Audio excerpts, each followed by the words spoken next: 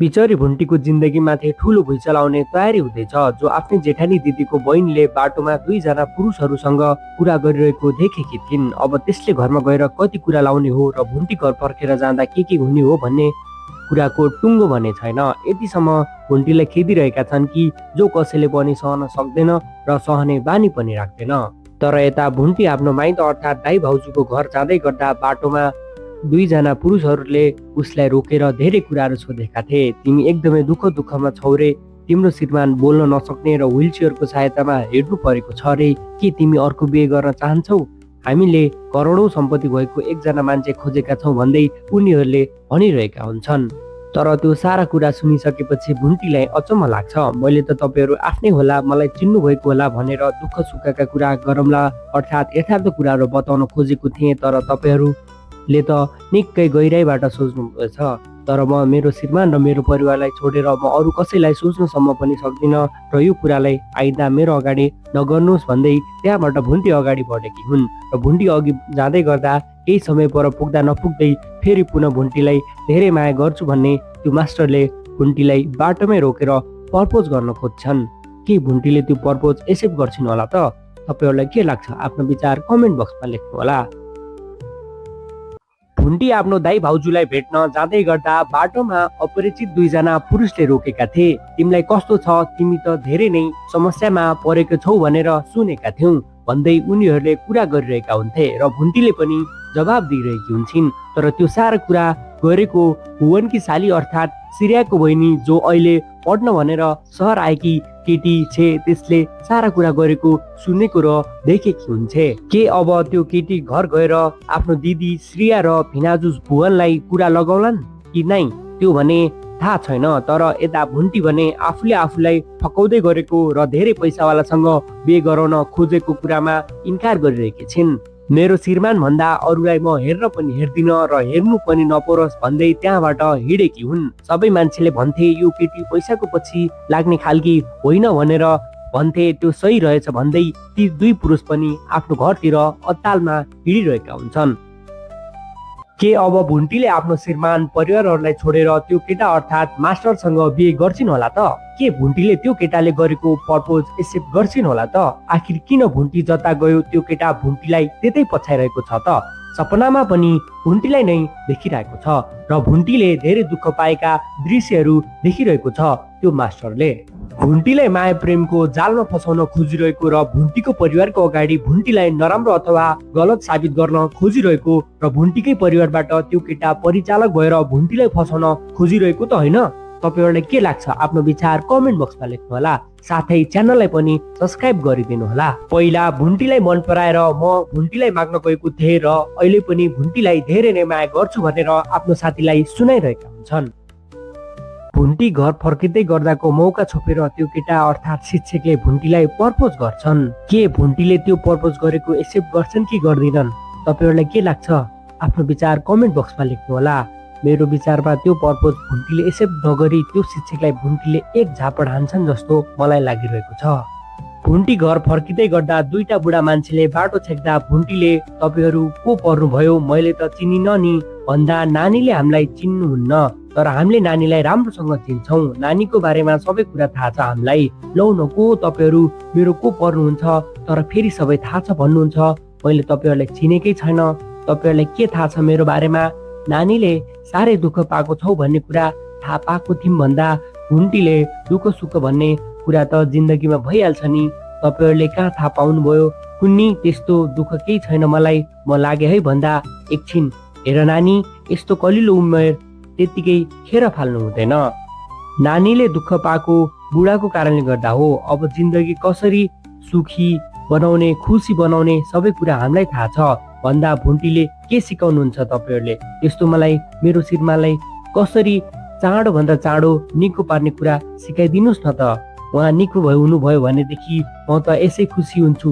ल सिकाइदिनुहोस् त, के आउँछ भन्नुभन्दा त्यो बुढो मान्छेले हेर नानी, श्रीमानलाई निको पार्ने होइन, निको भएको, ठिक भएको, धनी भएको असल श्रीमान खोज्ने हो के भन्दा भुन्टी रिसाएर उनीहरूलाई धेरै नै थर्काएर आफ्नो बाटो लाग्छिन्। तर घर फर्किँदै गर्दा त्यो शिक्षकले भुन्टीलाई प्रपोज गर्छन्। यो सबै कुरा गरेको भूपेन्द्रकी भाउजूको बहिनीले सुनेकी र देखेकी हुन्छन्। भुन्टीलाई दुःख दिएर घरबाट निकाल्ने र भूपेन्द्रलाई पनि घरबाट निकालेर सडकमा छोडेर अल्पत्र पार्ने सोच बनाएकी भूपेन्द्रकी भाउजू आज आफै घरबाट निस्किनु परेको छ। आफ्नै श्रीमान भुवनलाई नाना थरी बोल्दा श्रीमानले गर्दै नगरेको कामलाई गरेको हो भनेर औँला उठाउन खोज्दा आज भूपेन्द्रकी भाउजू श्रेयाले घर छोड्नु परेको हो। तर यता भुन्टीलाई भने सजिलै छोड्नेवाला छैनन्। अब भुन्टीका पछि लागिरहेका सारा परिवारकै अगाडि भुन्टीलाई अपहरण गरेर दुःख दिने, भूपेन्द्रलाई बेवारिसी अवस्थामा छोड्ने र सारा सम्पत्ति भूपेन्द्रकै भाउजूले आफ्नो नाममा सार्ने सोचेकी थिइन्। तर आज भुन्टीकै कारण मैले घर छोड्नु पर्यो र मेरो श्रीमानले थप्पड हान्यो। अब म यिनीहरूलाई सजिलै कहाँ छोड्छु र भन्दै आफूले अब जाल बुन्ने ठुलो तयार गरिरहेकी छिन्। माइत पुगेर ठुला ठुला कुरा गर्दै माइतीहरूलाई यथार्थ कुरा सुनाउँदै भुन्टी र भूपेन्द्रलाई सजाय दिने र उनीहरूले दिएको यो दुःख अब म कहिले नबिर्सिने र बदला लिने ठुलो प्लान बनाएर आएकी छु भनेर माइतीहरूलाई सुनाउँदै थिइन्। तर आफ्नो मुख सम्हाल्न नसक्दा घरबाट निस्किनु परेको र भुन्टी र भूपेन्द्रलाई हेप्न खोज्दा यो अवस्था आएको हो भन्ने कुरा उसले बुझेकी भने छैनन्। तर यता भुन्टी घरको लागि सामान किन्न भनेर पसल आएको मौका छोपेर श्रेयाले पठाएको गुन्डाबाट भुन्टी किडन्याप भइसकेकी छिन्। अब भुन्टी अपहरण भइसकेपछि भुन्टीलाई कसले बचाउला भनेर निकै ठुलो तनाव भने भइरहेको छ र भुन्टी आफू अपहरण भइसकेपछि भूपेन्द्रलाई कसले हेरचाह गर्ला भनेर भुन्टी निकै चिन्तित छन्। भुन्टीलाई फसाउन लागि परेकी भुन्टीकी जेठानी दिदी श्रेया आफै फसेपछि किन मैले आफ्नो श्रीमानलाई भुन्टी बुहारीसँगको बात अर्थात् कुरा लगाइसकेपछि आफ्नै श्रीमानबाट झापट खाएपछि घर छोडेर जान बाध्य बनेकी हुन्। भुन्टीलाई घरबाट निकालेर आफू एसामको जिन्दगी बिताउँछु र भुन्टीलाई भिख माग्ने बनाउने भनेर नन्द र भाउजू मिलेर लागि परेका थिए। तर सधैँ भुन्टीले राम्रो कर्म गरेको कारणले गर्दा होला सायद भगवानले पनि भुन्टीलाई साथ दिएका हुन्। भुन्टीले अहिलेसम्म कहिले पनि गलत काम भने गरेकी छैनन् र सिङ्गो परिवारलाई एकमुष्ट लिने जस्ता कामहरू गरेकी थिइन्। तर भुन्टीमाथि विभिन्न खालका लालचनाहरू आरोप प्रत्यारोप लगाउँदै सधैँ उसैलाई दोषी देखाउँदै आफ्नै सासू र नन्दले पनि निकै समस्याहरू दिएका थिए। त्यति मात्रै नभएर आफ्नै श्रीमान भूपेन्द्रले भुन्टीलाई दुःख दिनुका साथै गरिबकी छोरी भनेर हेप्ने गर्थे र भूपेन्द्रले भुन्टीलाई डिभोर्स दिनेसम्म पुगेका थिए। तर त्यस्तो दुःख दिँदा पनि भुन्टी आफूले सक्ने जतिको सहयोग स्याहार सुसार भूपेन्द्रलाई गरेका छन्। सबैभन्दा ठुलो सहयोग भुन्टीले भूपेन्द्रलाई बेहोसी अवस्थामा भएको भूपेन्द्रलाई अस्पतालमा भर्ना गरेर आफ्नो रगत दिएर भूपेन्द्रको ज्यान बचाएका हुन्। भुन्टी सकारात्मक सोच भएकी महिला हुन् र उनको मनमा कहिले पनि नकारात्मक सोचहरू आउँदैन। त्यसैले त भुन्टी पात्र नेपाली दर्शकहरूले रुचाएका छन्। दर्शकवृन्द, भुन्टीलाई जेठाजुले पैसा दिएकै कारण जेठानीले घर छोडेर हिँडेकी हुन्।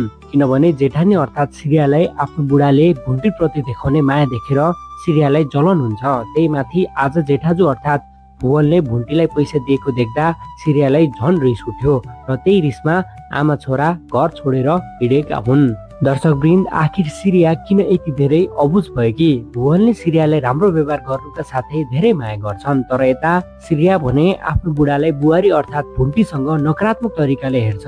त्यसैले त मलाई भुवनले नराम्रो वचन लगाएको रहेछ भनेर भन्दा भुवनले हामी जेठाजु बुहारी माथि शङ्का गर्ने भनेर श्रेयालाई गाला फुट्ने गरी झापड हान्छन्। श्रेयाले झापड खाएमा धेरै नै चित्त दुखेपछि आमा छोरा घर छोडेर हिँड्छन्। दर्शकवृन्द, तपाईहरूलाई के लाग्छ? के श्रेयाले घर छोडेर सही गरिन्? के भुवनले भुन्टीलाई पैसा दिएर गल्ती गरेका हुन् त? आफ्नो विचार कमेन्ट बक्समा लेख्नुहोला।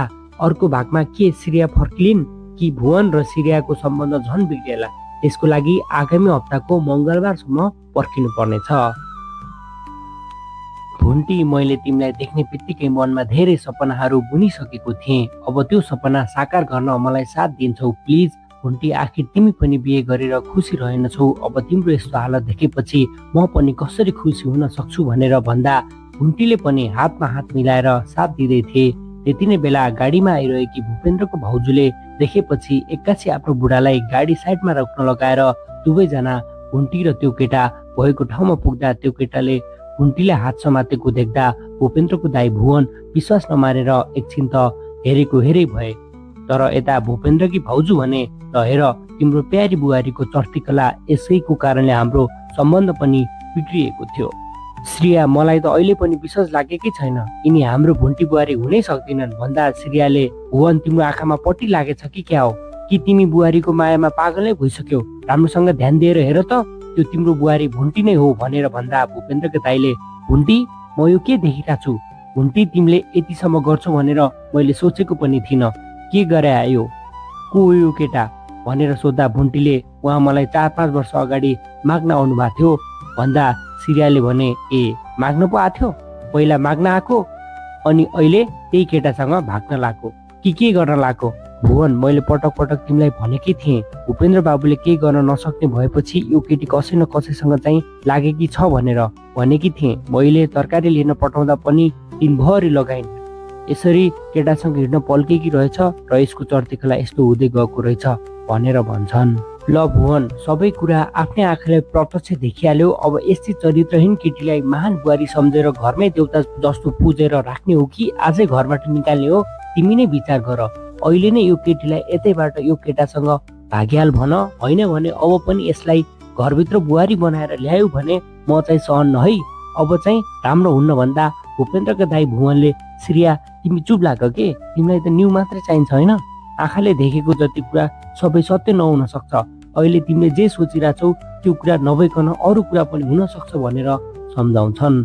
भूपेन्द्रको दाइ भुवनले भुन्टी बुहारी तिमी यो केटा मान्छेसँग किन यति धेरै नजिक भएर बसेकी छौ भन त भन्दा श्रेयाले उल्टे आफ्नो बुढा भुवनलाई देख्यौ त तिम्रो बुहारी बोल्न सकि त, अहिले यसको गल्ती थिएन भने यो अहिले कति बोल्थे, मैले केही गरेको थिएन, यो ऊ नाना थरी यसको कतिवटा भाषण आउँथ्यो, थुक्क ओए त के भन्थिस् रे, मसँग त खुब ठुला ठुला कुरा गर्थिस् त, मेरो बुढाको यस्तो अवस्था भएको बेलामा म छोडेर कहीँ जाँदिनँ, उहाँकै सेवा गर्छु भनेर मेरो अगाडि त खुब नाटक गर्थिस् त, हेरेर लाज पछेकी थुक्क भन्दा त्यो केटाले चुप लाग्नुहोस् तपाईँ, उनले केही बोलिन् भन्दैमा उसलाई गलत देखाउने कोसिस नगर्नुहोस्, उनी र मेरो बिचमा यस्तो नराम्रो सम्बन्ध केही पनि छैन भनेर भन्छन्। थुक्क जेठाजु र जेठानीको अगाडि यत्रो रमिता देखाएर पनि अझ पछि पछि लागेर आउन लाज पछि कि आइमाई भनेर भन्छन्।